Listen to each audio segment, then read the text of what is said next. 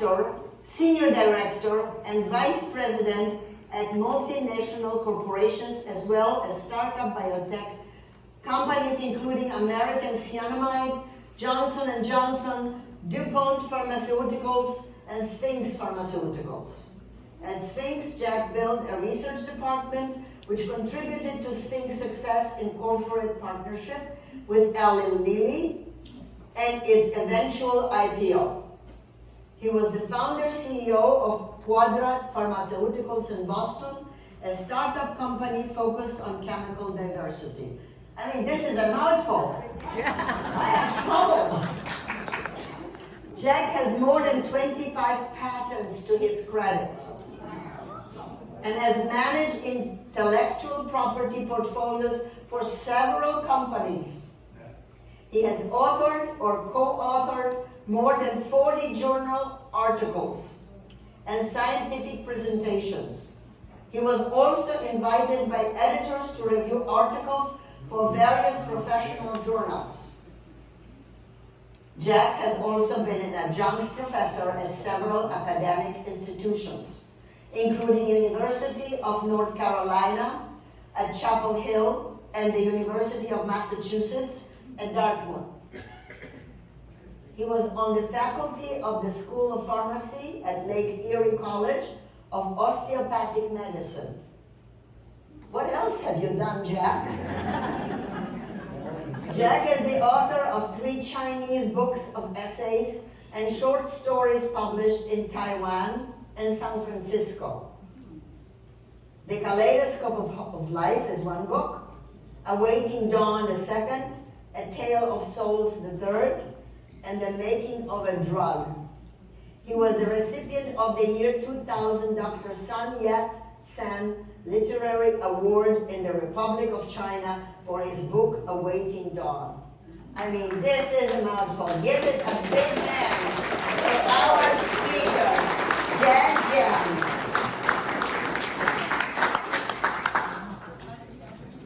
Well, I'm sorry, the Esther just accidentally disclosed my age. Should I? I don't know your age. Actually, I'm not that old. Anyway,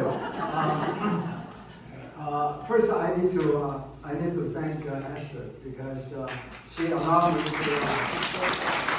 share some of the things that I learned. The second person I want to thank is the person who's behind this booth, Malcolm.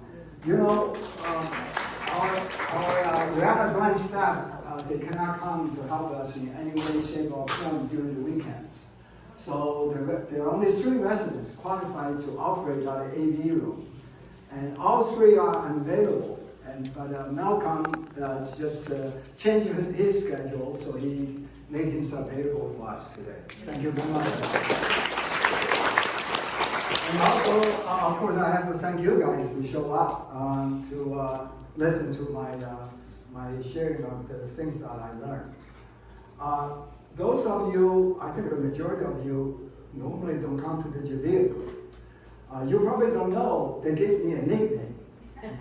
They call me 1%. So in order not to disappoint these people, I have to disclaim the first thing is, I'm not trying to prove my 1%. It's obvious, dude, right? It's obvious. Because if you look at me and hear my voice, you know I'm Jew, right? So I don't need to prove any further. However, having said that, during my presentation, I will make everything very logical, understandable, reasonable, so you may be convinced that I am a Jew. Okay? If that's the case, that would be the best.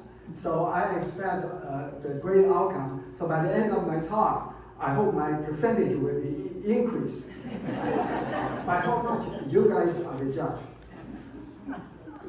I'm none of these people. Okay?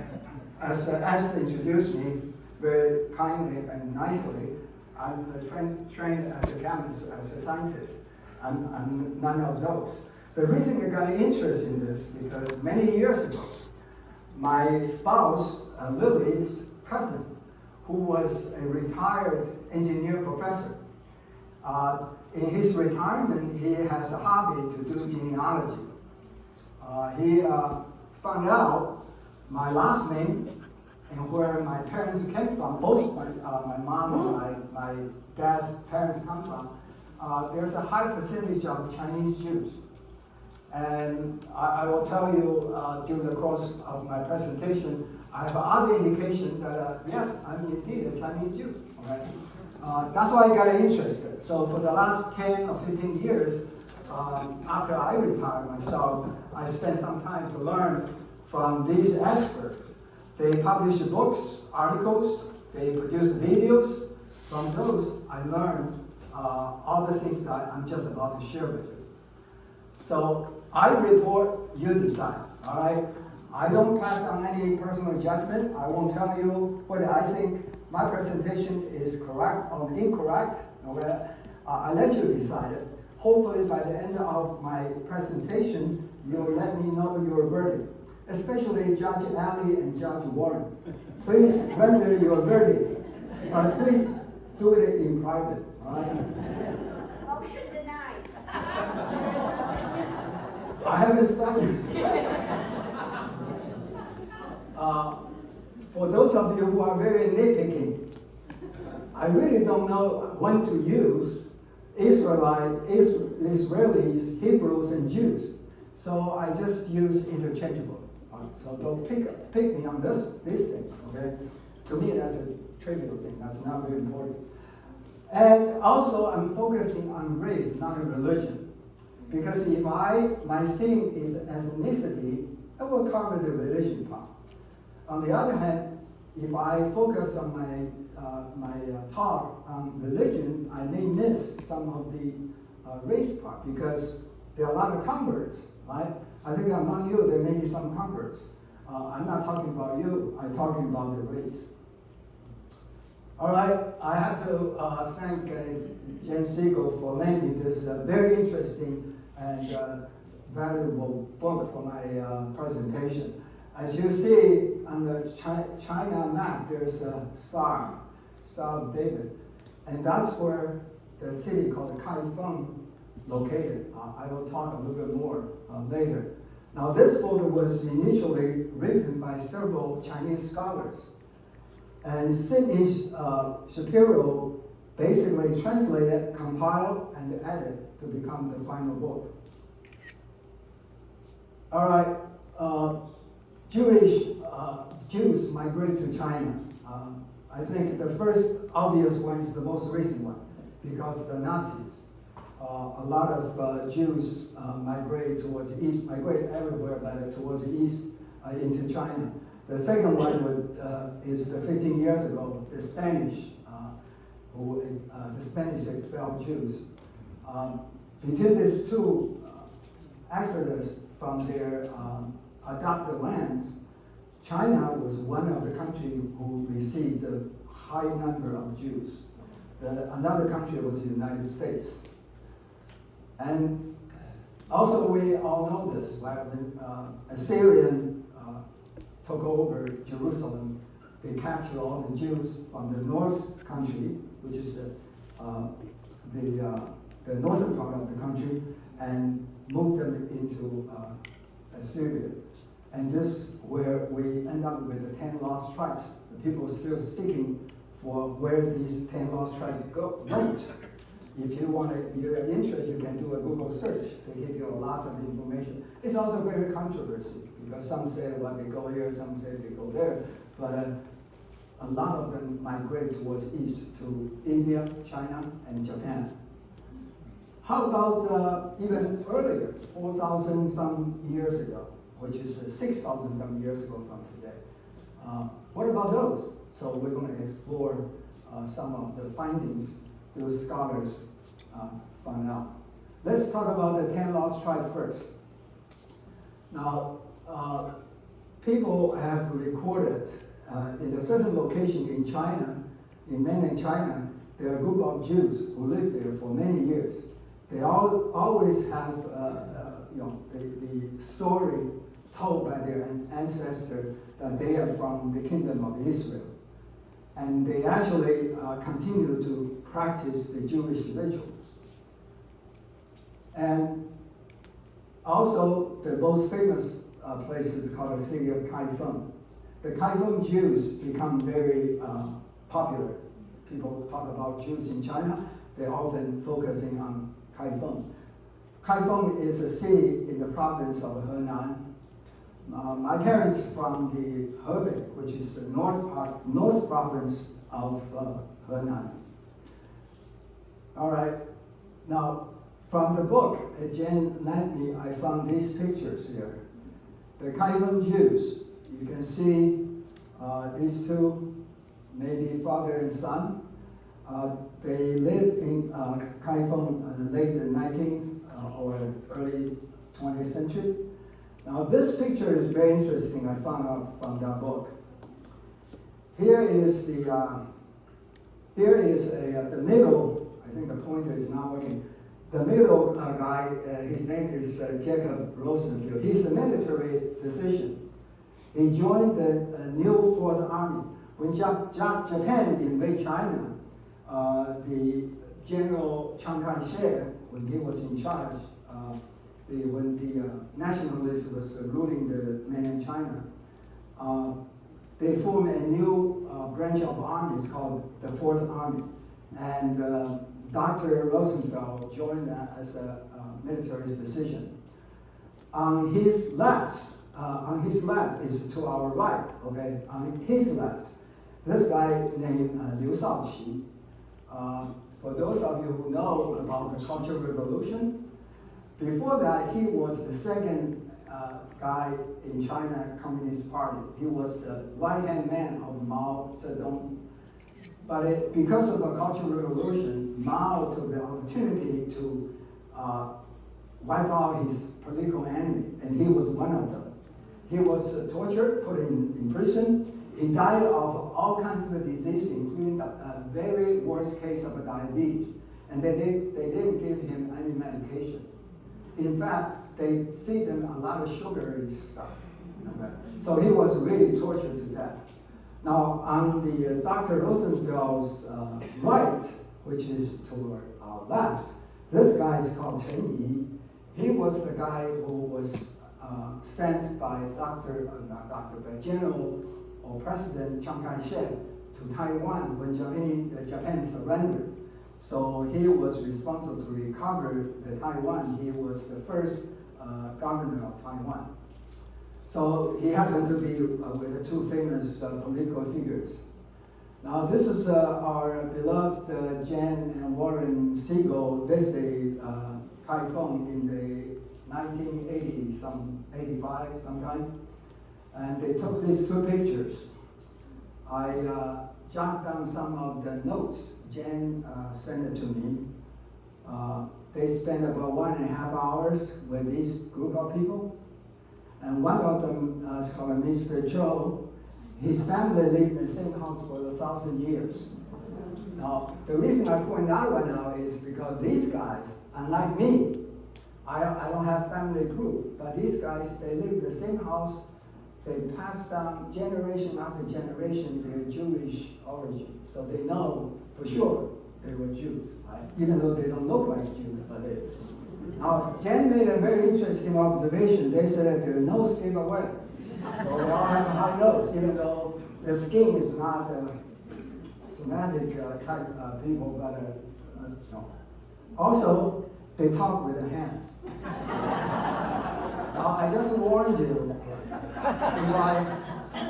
if I drive by you and you heard Lily was screaming, don't be alert. You know, because I was talking. I was talking not only with one hand, I was talking with both hands. That's why she was so scared. Okay? So, already allergic. Now here I talk about my personal roots here. China has 560 ethnic groups. Can you imagine? 560 officially recognized ethnic groups. The most popular group is so-called Han. That's why we all, most Chinese are call themselves Han people. But there are so many minorities there. Now, one of them is called Chang. It's an ethnic group. It's located in the western of the province Sichuan. Now, province Sichuan is on the west side of China, and these people is on the west side of the province. So it cannot be further west, right? And people think that they are descendants from the ancient Israel. Now, Chang in Chinese, it wrote like this one. I don't know why this thing doesn't work, and which is basically related to another Chinese character, which is my last name, J-I-A-N-T. So that tells you a lot, right? In 1920, there is a Scottish missionary named Thomas Torrance. He went to China, he took this picture. I don't know whether the other guy was a Jew or a Chinese, I don't know, but certainly the guy standing is Reverend Torrance. He made these observations here. They think this group of people, the Chang people, they have a lot of Israel tradition in practice. And also the plow they use is similar to the plow that Israel used. I don't know what the ancient Israel used in terms of plow. I don't even know how the plow looks like today, but anyway, that's a plow. And interestingly, they always use two oxen. They don't use one, or they use one with another. They always use two oxen, which is the Jewish tradition. And also, they are monotheism. They believe in one God. And whenever they are in distress, they moan. They moan sounds like Yahweh. I don't know in Hebrew how to say Yahweh, but in English it's called Yahweh. Also, the conception of the sacrifice is basically practice or follow the Israel tradition. Also, they're priests. I'll talk about China religion later. This Chan, they have their own religion, so they have a priest. And when they offer the sacrifice, they wear the robe and everything else, just as similar to what's described in the book of Genesis. This was his observation. Okay, now here's another.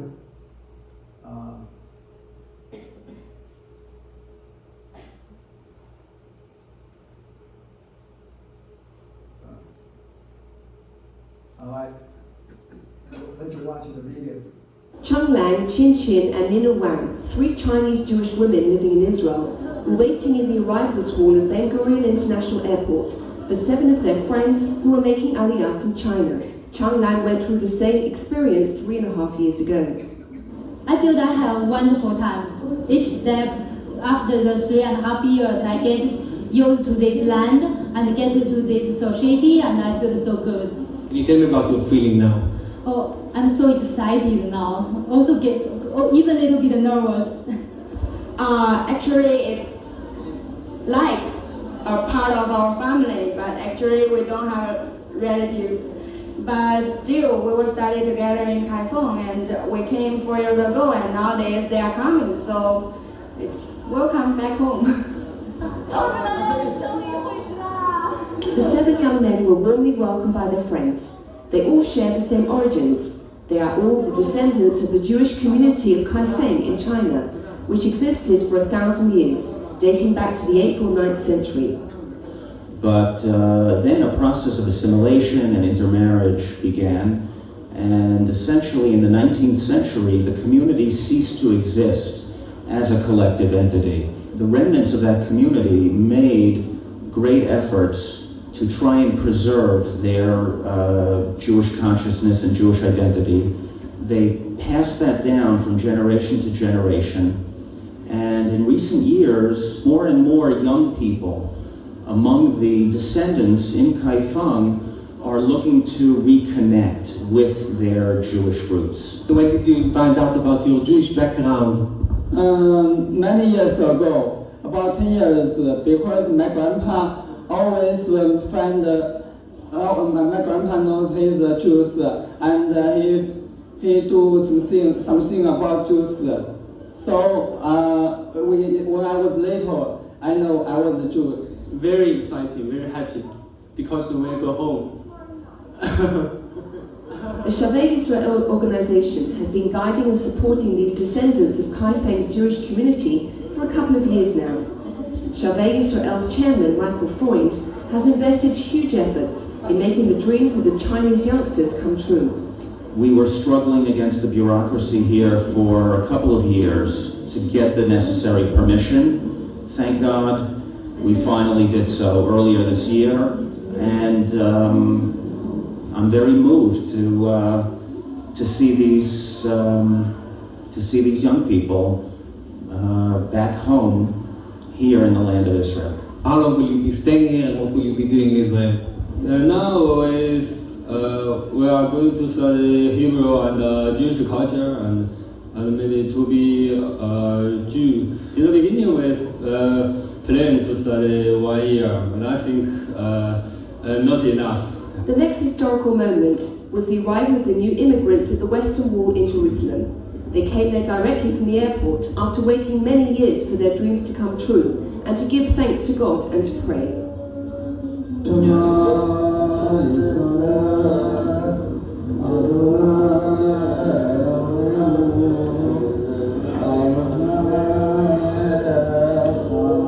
The next stage will be living on a religious kibbutz in the north and to study Hebrew and Judaism as part of the conversion process.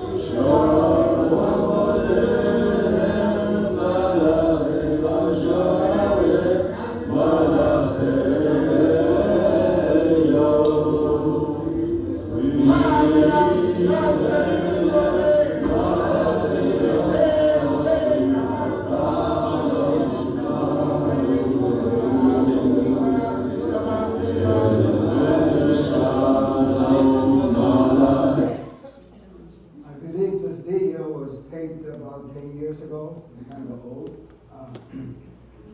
Okay, you know the human history cannot be reproduced in the laboratory. I'm a scientist. I like to reproduce phenomena or things that I observe in the laboratory so I can reproduce, then I know it's authentic, it's real. But in history, you cannot reproduce it, right? You cannot make another George Washington. If you want to try everything possible, all the situations similar to Washington was born and grew up, you may end up with George Burns rather than George Washington. So how do we know if whatever the information in history is reliable? Basically, there are two ways. One is you have a written record, and you know for sure, unless the records you have is not authentic, somebody cheated and changed it. Otherwise, that's a reliable record. The other one is a legend, and legend is word by mouth. And some of the record actually came from the legend. So let me see, first of all, see how old the world culture or civilizations are. First one is Rome, about 100, from now to 2,800 years ago, whereas the Inca is 1,500. And Babylonia, Mesopotamia, Egypt, and you see that China and Hebrew are quite similar. They are almost about the same. Okay, I'll give you a clue. Whatever the story you hear, it may come from the same origin. How do we decide it's a legend? It's not a reliable historical record. So in other words, the so-called prehistory. Basically, there are lack of archaeological confirmation that you can basically comfortably or confidently say this is not reliable, it's just a legend. What are the archaeological confirmation? You rely on text, written record, basically documentation, and bronzeware. If you uncover from the dirt some bronzeware, then that's a piece of information that's very reliable. Better yet, on the bronzeware, you have a carved text, which can be considered a written record. All right. So I give you an overview of the China's dynasty. The first one is called Huangdi, okay, which is prior to equivalent to what the Bible describes as Noah. There's no evidence to show those are real, but a legend. Okay, the legend can be real. I'm just saying there's no solid archaeological evidence to support it. And the first dynasty called Shah, and many historians and also biblical scholars think that's from Shem, one of the three sons of Noah, which is about 2000 to 1500 BC. And the ethnic Chinese history corresponding to Shem is Chang. We just look at that particular minority ethnic group in China. And then followed by Shang, Zhou, Qin, Han. Now Han is where people think that's where 10 lost tribes went to China during the Han Dynasty. And the majority of the Chinese population are Han people, okay? By the way, another way to identify if you are Han people and not any of those minority ethnic group is on your pinky toes. You have an appendix nail on your pinky toe. Now, Lily has one, and I don't. That means if she is Han, I'm not, all right? I'm not a Han, but I may be something else, but that's another clue that I'm Jewish. Okay, and the Qing is the last dynasty with the emperor. And then in 1911, there was a revolution in China. They established the first republic. It's called the Republic of China, which is equivalent to Taiwan today. In 1948, that's about the time I was born, the Communist China took over the land, so they changed the name into People's Republic of China, even though there are not much peoples in my humble opinion. Now, some people ask me, people in the Judea group ask me, well, do you know anything about current situation in China in terms of Jews? I haven't been in mainland China. The last time I went was, when did we go? Maybe more than 10 years ago. So we haven't been in there for a long time. So I have no idea, but I found this video. How authentic this video, how reliable, I don't know, you'll be the judge.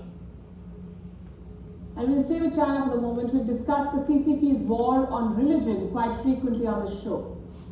Its persecution of Muslims, Buddhists and Christians. Tonight I want to share the story of Jews in China. Yes, they exist there. And like every other religious minority, they too are under attack in China. Their synagogues have been destroyed, their scriptures have been erased from walls. China does not even recognize Judaism as an official religion.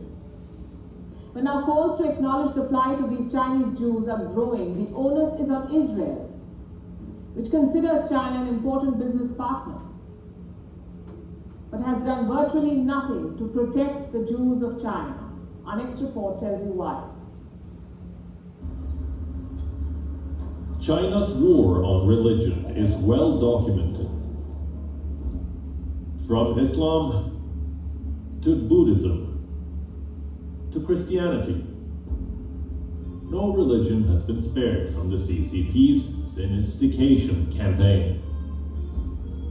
But did you know that China is also persecuting Jews, subjecting them to heavy controls in order to erase their identity? This is happening in Kaifeng, a city in China's Henan province. Since the 7th century, a small community of Jews has lived in this city. They arrived from Persia through the Silk Road, found a welcoming environment of tolerance, and assimilated into Chinese society over the centuries. Today, about 2,500 of them remain in Kaifeng, and they're increasingly under attack. Since December 2020, the CCP has undertaken a systematic campaign to erase any evidence of their historical presence in Kaifeng. Jewish exhibits at local museums have been removed. The remains of ancient synagogues have been destroyed. Hebrew scriptures have been taken off the city's walls. and all overseas groups built for support have been banned. Their treatment is emblematic of the CCP's suppression of every faith. But the Jews of Kaifeng face extra challenges, because they're not even recognized by the Chinese state. Officially, the CCP allows only 5 religions to exist under the state's control: Buddhism, Taoism, Islam, Protestantism, and Catholicism. Other religions, including Judaism, are considered illegal and exist as underground communities. They have no choice but to comply with the CCP's whims. What's worse is that they can't even migrate to Israel, because their Chinese descent makes them unfit for citizenship under Israel's law of return. According to the Jerusalem Post, the Israeli embassy in Beijing does not reach out to the community, nor does it seek to plead their cause with the Chinese regime. China and Israel are close business partners, but the Jewish state has done virtually nothing to protest the treatment of Kaifeng's Jews in China. Bureau Report, we are Ruleless One. WION is now available in your country. Download the app now.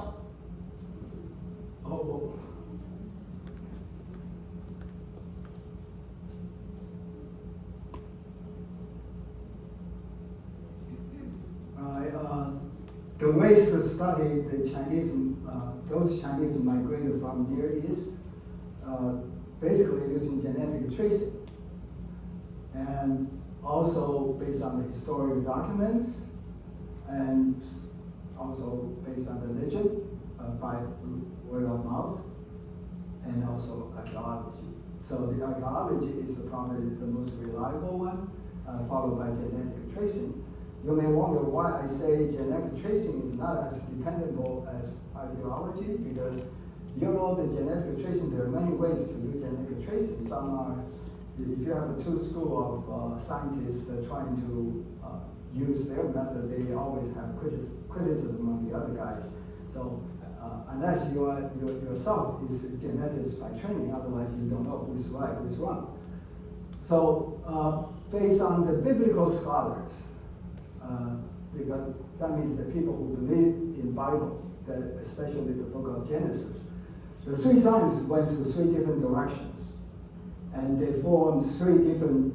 They went to 3 different continents and formed 3 different racial groups. Now, for genetic tracing, there's one way to do it is to use mitochondrial DNA. Now, what's mitochondria? Mitochondria basically is the battery of your Tesla, or battery of your iPhone. It's an energy source of your cells. Now, why you want to use mitochondrial DNA? Because they have one single DNA. It's easy to trace the lineage of your ancestors. So basically, use mitochondrial DNA, you can come up with results similar to what people use as Y chromosome. I think most of you, even though you are not scientists, you probably have heard quite a few years ago, people, it's published on Time magazine or whatever, says the Y chromosome method, they trace the human origin to a single woman in Africa, right? So basically, people use mitochondrial DNA, they can come up with similar kind of results. And basically, they also come up with 3 different branches. They call it M, N, and R. They went to 3 different continents and formed 3 different racial groups. Now, if we believe what the Noah's 3 sons went, if we believe that, so Shem is the branch that went to China. So this is their lineage, right? All the way to, I pronounce it Peleg, okay? But Hebrew pronunciation would be Pelagu. Now, Sheila, is that the right pronunciation? Okay. She said yes, okay. Now I'm confident. Now, it sounds like the Chinese letter character. It's called Pangu. So So Palaku, Pangu is the same. So you ask any of the Chinese, so who created the universe? They always say Pangu. Okay? It's a legend. In Chinese history, it's a legend. We always resort the creator of the universe is Pangu. Now, if you run into some Chinese friends tomorrow, and especially the lady, she says, "Oh, you dress like a Pangu." Don't feel offended. You just say, "So do you," and that will be the end of conversation. So Pangu is what we Chinese consider the very beginning, the person who created the universe. So what is Chinese religion? You know what is Chinese religion? Many of you probably say Buddhism, right? That's wrong. That's not a Buddhism. Buddhism came from India. What's the original Chinese religion? Chinese religion, if you really want to call it religion, is they worship sky. That's why in Beijing there is a sky temple. And if you visit Beijing today, the sky temple is there. They worship sky. They don't worship any particular person or character, it's just the sky. So what is the sky? Sky they call it Shangdi. Shangdi means emperor above. Okay, the first Chinese character is above, and the second one is emperor. The pronunciation, the Chinese pronunciation Shangdi is similar to the Hebrew El Shaddai. Is that a coincidence? Or is something behind the whole thing? You be the judge. Okay. Again, I don't pass on my personal judgment. Okay, you be the judge. I report, you decide. Now, annual offering is the same. But in the ancient days, today they don't do that anymore, of course. In the ancient days, the emperor is the priest for the whole nation. In order to receive blessing from the sky, so next year we have a great harvest. Nobody going to stop the death, and no battle, no wars. They have to make an annual offering. All the annual offering, the procedures, the protocols, so to speak, is similar to what described in the book of Genesis. The preparation of the emperor. Remember, emperor was the priest. So he has to wash, take a shower or bath for so many times. And they are not supposed to sleep with his 2,000 concubines. There are a lot of restrictions for them to be prepared to offer that once a year offering. You know, interestingly, they always offer the firstborn lamb or cattle. You know, Chinese eat pigs, right? But they don't offer pigs. They only offer lamb or cattle, which is what Israelites practice. And also, one emperor was described as Moses, one of the emperors. All right, these three, I think they're all gentlemen, I guess. There's three people who are scholars, mostly historians, some are geneticists. They uncovered there is a hint message from Chinese characters.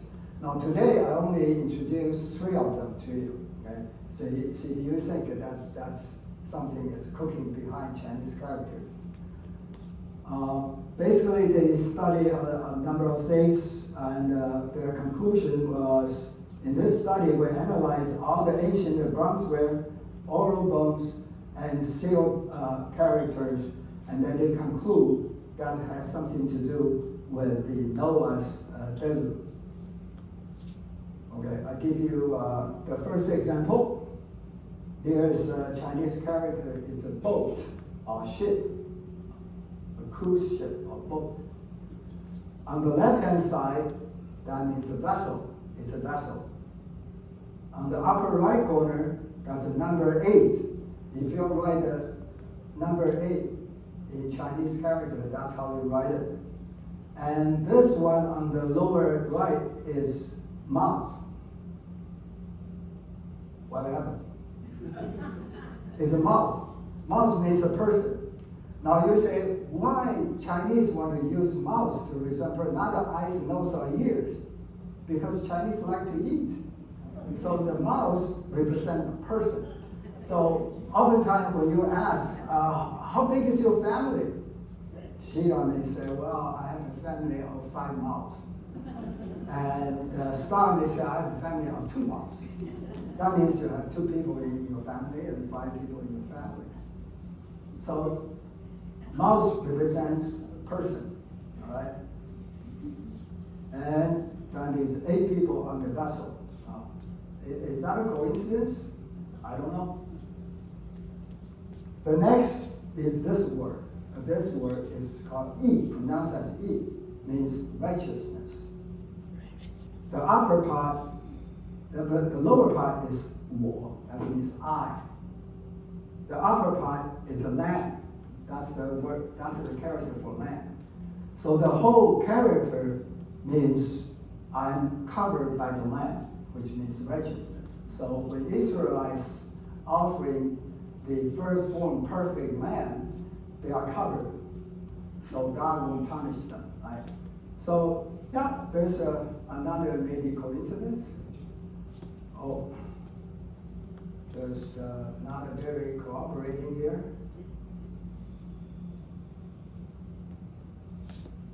Let me go through this quickly. The third one is called the Tower of Babel, which is also described in the book of Genesis. Now, this is a tool which is dirt, clay.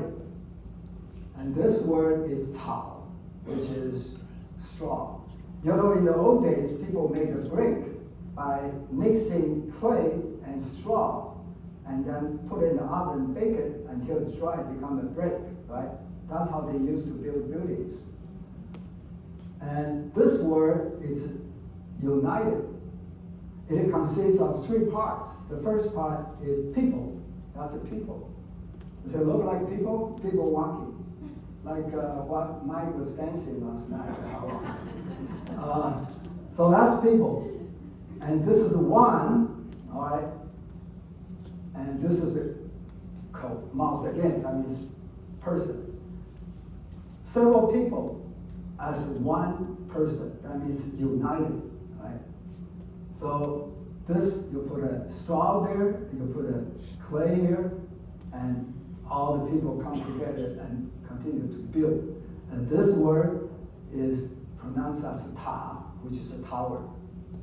So when Chinese created this character, they remember what happened several thousand years ago or 100 years ago.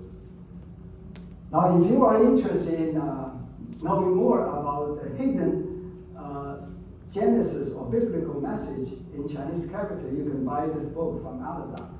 I have no commission, or I'm not the author, so you can buy here and just provide information here. All right, another documentation is the Chinese classics. As many civilizations, they all have classics in the ocean, in the ancient world. There are 2 of them. One is called Tianwen, which means lament. The other one is Si Jing, which is a book of songs. The Si Jing was composed approximately 1000 years BC, whereas Tianwen is about 250 BC. In both the books, they mention about the beginning, so they recognize the world has a beginning, okay? And the other one is they mention something like Adam and Eve, and they also mention something about Noah's Ark and the deluge. And now, interestingly, in the book of Job, now I give you 3 verses from the book of Job. They're almost word by word translation from the Chinese book Tianwen. Was very amazing. It's like one is a copy from the other. All right. So these are the 3 verses, and there are more than that. I just picked 3. Right. One more classic is called the Su Jing, which is supposed to be written 1000 years BC, which is China's first history book, the official history book, not a poem, not a story or fiction. It's a true story history book. It described the flood. They always recorded there was a flood some years ago, And this is the way they describe it.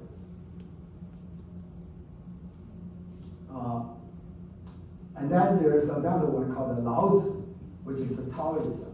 In the second video, you mentioned this lady said there are 5 religions Chinese Communist Party officially recognized, but they control them. One is the Taoism, right? And started with this philosopher called Laozi. And he, in his book, says something like this. As you can see, if you have read the book of Genesis, you say, well, it's so similar, right? Finally, he says, I don't know this is superpower who created heaven and earth. I don't know, but I know I call it a word. You know, according to the book of Genesis, how God created the world, they created by saying, right? He didn't create it by hands or some computerized program. He created by saying. So that makes a lot of sense there. One more. There are 2 more actually. White Anzi, that's another Chinese classic book. It also mentioned the flood. They also mentioned the sky was repaired by 5 colored rocks. Okay, they may not remember rainbow, which was described in the book of Genesis, and instead of 7 colored, they remember it was 5 colored, and they think that was the one that patched out the sky so it won't be more rain coming down. And then, as I said, there are 560 officially recognized minority ethnic groups in China. Among those, there are 443 records of recording about the flood. Finally, this is the final one. This is written in Chinese. The author is Dr. Liang Yanchen, who resides in Hong Kong. He is a biblical scholar. This particular volume contains 12 DVD. It's a course study, and it covers Confucianism and the I Ching, which is another philosophy book in China. He concluded there are a lot of similarity between the 2 cultures' beliefs. Other study reports, this guy Bernard Northrop III, and he found out that Miao people, Miao is one of the 560 minority ethnic groups in China. Actually, Miao is considered among the 5 majority one, whereas the one that I'm supposed to come from, that's a minority. This is the one of the 5 majority group. Okay? The leading one is Han people. They also mention about those things. Finally, Roy Hales published a report in 1983. He concluded a similarity between Sumerian and the Chinese culture. And Miao, again, this is one of the 5 minority ethnic groups, has the mentioning about the beginning and the migration into China and the biblical aspect of Miao and the Chinese legends. And they also, even though the title of the article was post-flood, but they also come up with a lot of pre-flood genealogies. And he identified the first 10 Chinese emperors. And one of them, they think, is the one that led people into China. Here's the 5, on the right column here, those are the 5 emperors in the Chinese history. Okay? And the last one is Yu. Yu is the one regarded as the one who solved the flood problem for Chinese. And that's the last one. This author thinks this is equivalent to what Noah was doing. All right. One thing is the practice. This is the Chinese New Year. The Chinese will wear new clothes. They put firecrackers. Why they're doing this? Because the red couplets they use on the Chinese around the door frame, and fireworks to chase away the killer animal. There's some kind of resemblance, right?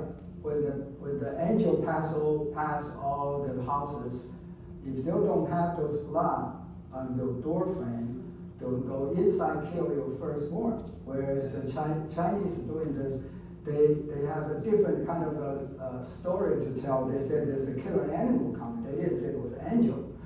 But they have the same idea. They want to put this red couplets around their door frame. All right, finally, I want to show you the archaeology evidence.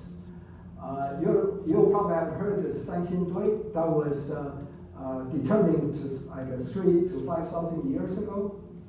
On the western side, again, in the Sichuan province. And they cover a lot of the sculptures. Their face look like from Near East. Especially the bronze mask. It looks like a huge mask people can wear. There's a hole in the middle of their forehead. And they normally insert a bird. Again, Hebrew bird sounds like a spirit. I have no idea. That's why they describe in Genesis chapter 2:7. So basically they think everyone has a spirit. That's why they put a bird in their forehead. And also they found a tree, a bronze tree. On top is a bird, which is symbolized as a spirit. On the bottom is a snake.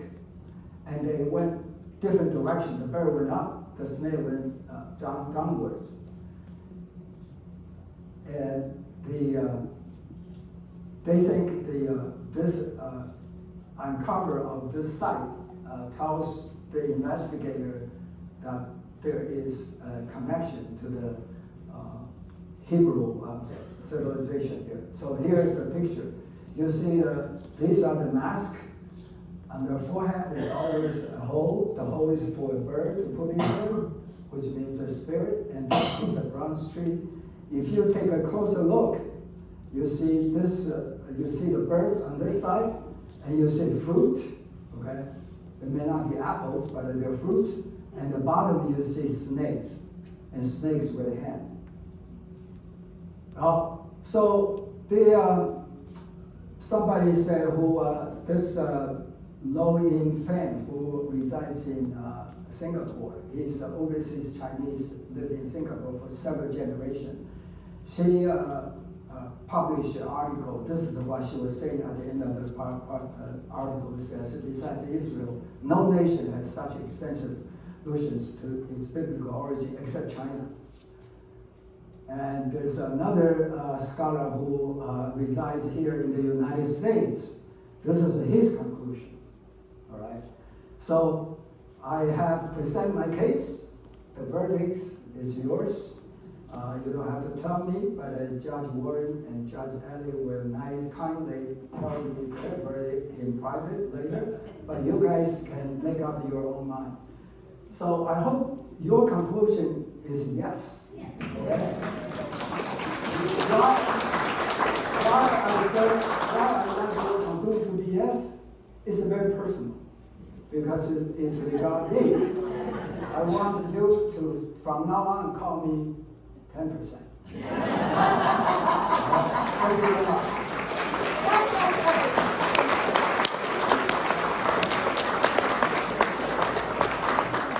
Anybody has any questions?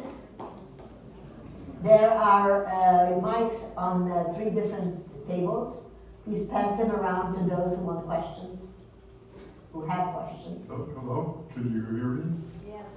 There are evidently 5 religions that represent the Chinese recognize. For some reason, they don't recognize Judaism. Can you tell me why Judaism represents a threat to the current Chinese administration? I have no clue, but I can guess, okay? Because they believe in communism. Communism is a religion. To me, it's a religion. So they believe in communism, which is atheist, right? Therefore, Jews has God, right? So again, you may say, well, the other religion also has some sort of God, but I don't know why they are so against Jews, particularly as a race, not only as a religion, but also as a race. So anybody else has an answer? Maybe Sheila backwards, you have? No? My guess would be that. Mike, close. Mike. My guess would be that Jews and Chinese have similar ideology about certain businesses, education, family, and maybe at some point that was a threat to them. That could be, yeah. Because the values are the same, Yeah. or similar, Yeah. and there's always competition when there's similarities. Also, they said the Jewish mother-in-law just like a Chinese mother-in-law.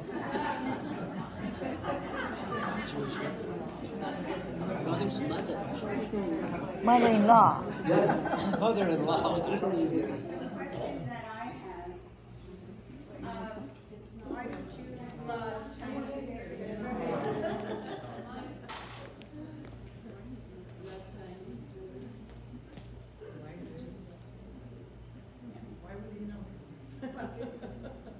The question I have is that the reason why Jews love Chinese food, the connection? I'll put on my slide for next time. That's another connection there.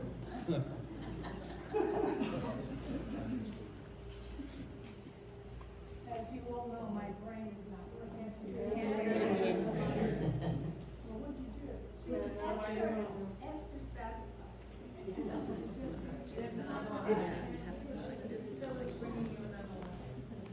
Take this one. Thank you. Okay. I can't get everything straight in my mind that I'm thinking about, but I remember reading that the book that Ford paid a lot of money, the Brothers of Zion, what was that book called? None of you remember that? It's very, very famous. Anyway, he made sure that copies of that were also sent into the Asian countries. And that was one of the reasons that the Holocaust happened. And so it might just be a connection of that from what they read about Jews in that book, and therefore made them think of us as a different kind of a religion, a hurtful religion or something. I'll remember the name of it in about an hour. It was written, no, I'm talking about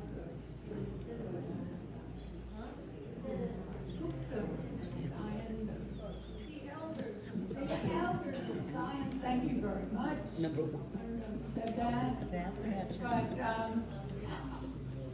obviously nobody knows what I'm talking about. Yes. Oh, go speak up. Who knows?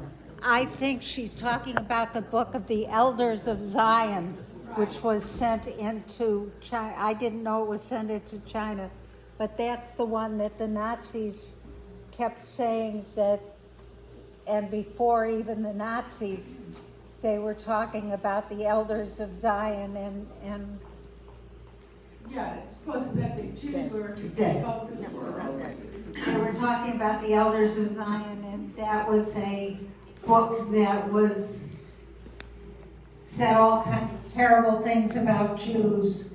So that's the book, the name of it. Richard Moore? Yeah, that's what was, and that was backed financially by the people in the United States, the Nazis. Henry Ford. That's right, Henry Ford. Henry Ford. When you said Ford, all I could think of was our But what I'm trying to president. think is that book through all times has been the book that's used against the Jews. Absolutely. Constantly saying that the Jews were here to control the earth and do this and do that and stuff like that. And then I remember reading articles that he spent money, a lot of money for it, on distributing that in the Asian world also. It wasn't only other places. but it was also used in this country. So I'm just thinking that there has to be a reason that they would find danger in one group of people and religion versus the other. Just a thought. Will you share your history? Tell us about your family generations. Well, first of all, we don't live in the same home for 1,000 years. So there is a very little information I can, the revelation of the possible connection was because of Lily's cousin. And then when you look back, both on both mom and dad's side, the previous generation or the previous, a lot of cousin and uncles or aunts, they have the feature just like you, not like me. They have a big nose, a deep socket, eye socket, and curly hair. But once in a while, now genetically, that's a very reasonable. You know, we also have XY chromosome. And we have multiple genes. Some genes are dormant. For example, if you have arthritis, it doesn't mean it's genetic because your parents don't have it. Now, their parents don't have it, maybe because the arthritis gene was dormant in his generation or her generation. So once in a while, they can pop up. I have listened to a lecture back in when we still live in Carlsbad, Dove Public Library. The guy says, you know, a white woman can give birth to a black baby. I said, oh, no extramarital affair? He said, no, it's just pure by chance. Because he explained for the XY, he mapped out all the genomes. He says, you never know, this particular gene just popped up in this generation. I said, well, that poor woman is going to have a hard time to explain to her husband. So that's the thing. Now, in terms of my, I was thinking about that, show you those pictures of my cousin. They really like you guys, not me. But I said, well, my goal is not to prove my 1%, right? I told you the first thing is I don't mean to prove my 1%. So I decided not to include it. But I can give you a private presentation sometime later. Anyway, so I share what I learned. All right, thank you very much.